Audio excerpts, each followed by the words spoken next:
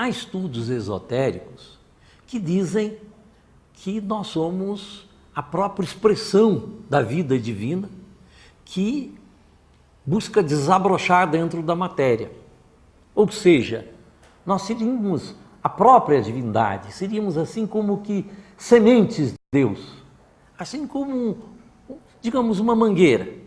Uma mangueira produz frutos de manga, mas aquele caroço da manga, ou a manga mesmo, ela não é uma mangueira, mas ela tem o potencial de se transformar numa mangueira e fazer novas mangueiras.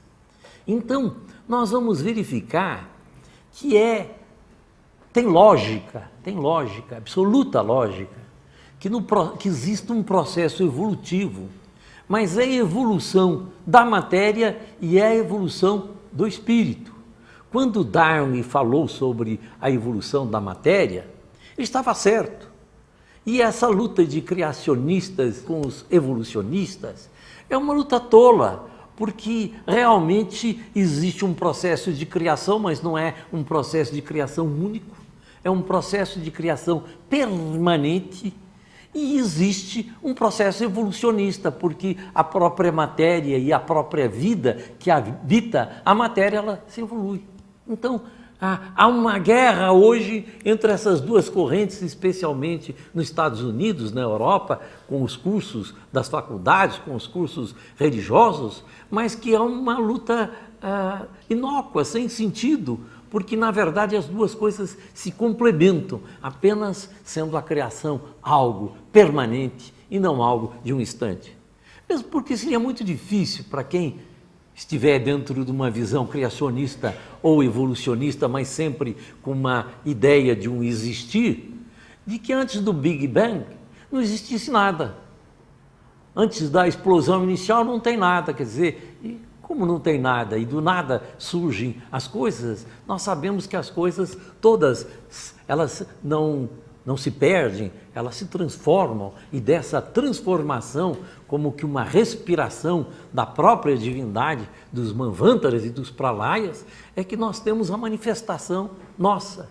E o que é a nossa manifestação dentro dessa visão? Como disse, é dentro de um dos mapas que eu estou me referindo.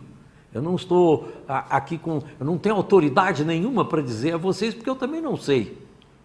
Eu também não sei. Eu acho que só sabe quem realmente pôde testar, quem pôde, digamos, morrer e voltar e dizer eu morri, vi e eu lembro. Aí pode a pessoa dizer alguma coisa. Mas para nós que não temos esse poder, nós temos que fazer conjecturas. E dentro dessa conjectura, tem lógica nós entendermos que quem somos nós. E isso é a base do autoconhecimento. Que autoconhecimento é esse se eu não sei quem somos nós? E é interessante observar que no budismo, o primeiro item do óctuplo caminho, primeiro item, é a reta visão, que é o reto discernimento, também traduzido como reta doutrina. É essa percepção do universo, do que é o universo, o que é que estamos fazendo aqui, quem somos nós, o que significa tudo isso. E então, dentro da leitura desse mapa, fica um indicativo de que nós somos manifestações divinas em evolução. E essa evolução não é acrescentar coisas, é desabrochar a própria vida interna que existe dentro de nós. Porque aqueles princípios que fazem parte da vida divina, vontade, sabedoria e amor, certamente são os princípios que fazem parte do nosso espírito, da nossa alma, da nossa vida interna e que precisam aprender a se expressar no mundo materializado, no mundo da forma. Eu viria assim mais ou menos da seguinte forma: imaginemos um garoto que nasce e ganha um cavalo rebelde de presente. Ele nem é colocado no cavalo porque ele está de lado, pode até estar olhando, mas está o cavalo andando de um lado para o outro, faz o que quer, o que não quer. Até que ele começa a crescer, menino, e ele quer subir no cavalo. E ele é derrubado do cavalo. Esse garoto é a alma, é a sua vida. E o cavalo são os seus instrumentos de se fazer presente no mundo. É o seu corpo físico, seu corpo emocional, seu corpo mental. E ele é derrubado desse cavalo uma vez, 2, 3, 4, 5, 10, 1 milhão de vezes. Mas ele vai crescendo e vai conhecendo também melhor o cavalo. E ele, na medida em que vai crescendo e conhecendo melhor o cavalo, ele passa, então, a pouco dominar o cavalo, pouco a pouco. Eu acho que nós, na nossa fase evolutiva, estamos mais ou menos nesse intermédio. Ora somos derrubados do cavalo, ora a gente consegue segurar o cavalo, ora o cavalo nos derruba de novo. Mas, a partir daí, ele vai crescendo, num sentido de que chega um dia em que nós nem distinguimos mais quem é o cavaleiro e quem é o cavalo. Porque o cavaleiro e o cavalo são uma peça única, onde o cavalo é mais do que obediente ao seu dono, ele sabe, ele está em sintonia com o seu dono e segue absolutamente as suas intenções e os seus desejos. Eu vejo esse processo evolutivo como um processo que tem lógica dentro dos evangelhos que fala em nós nos tornarmos a imagem e semelhança de Cristo.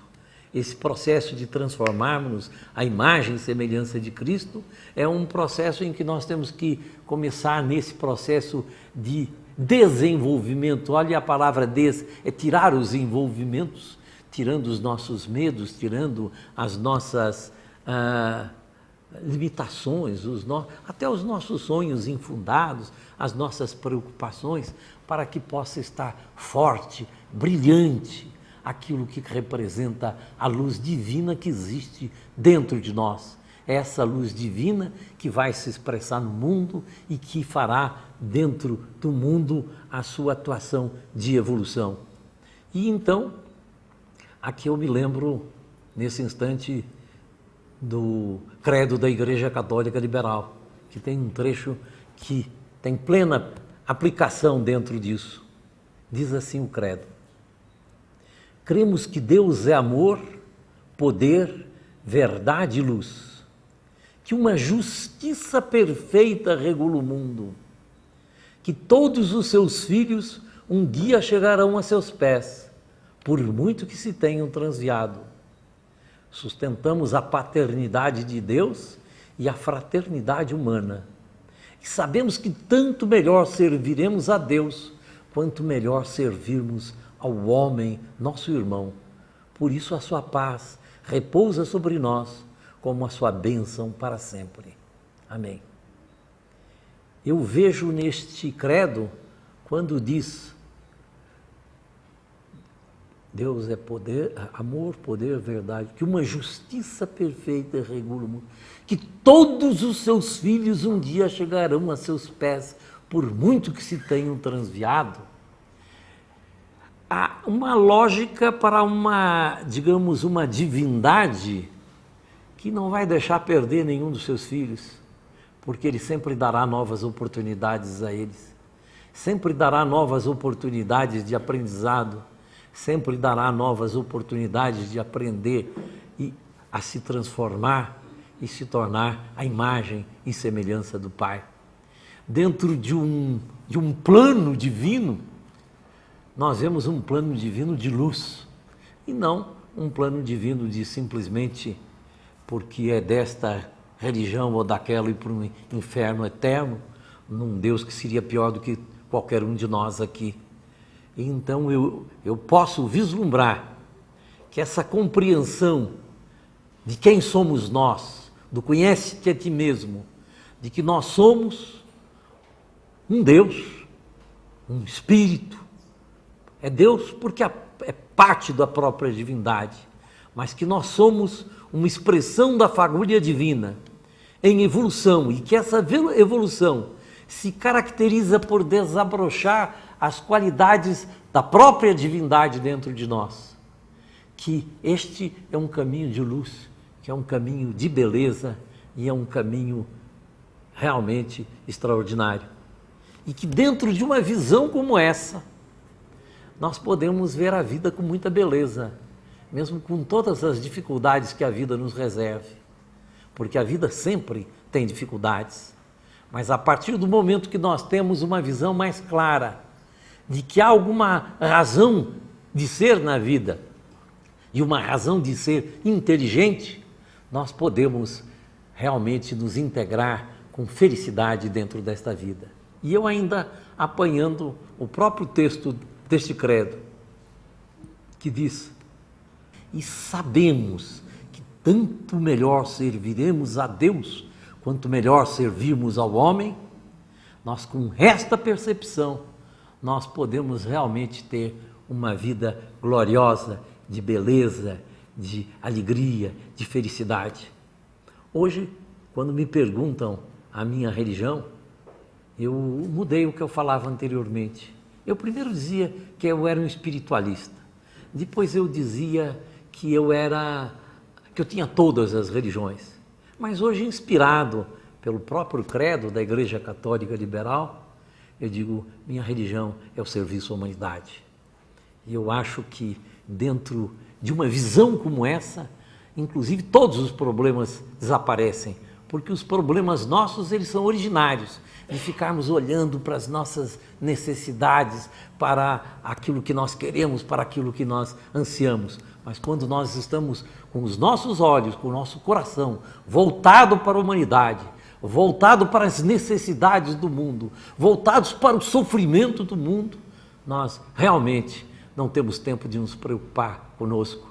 E então descobrimos que nós e a divindade fazemos parte de uma unidade que existe acima de tudo, a unidade da vida, proclamada por Anibesa quando fez aquele famoso mantra: ó vida oculta que vibras em cada átomo, ó luz oculta que brilhas em cada criatura, ó amor oculto que tudo abranges na unidade, saiba todo aquele que se sente uno contigo, que ele é por isso mesmo uno com todos os outros. E nós somos todos unos, unos com todos os seres humanos, unos com todos os reinos, unos com toda a manifestação de vida, unos com o cosmos, que é um processo transformador, dinâmico, permanente, mas que ao mesmo tempo nos permite estarmos aqui com esta paz e com esta tranquilidade em cima deste foguete. É isso.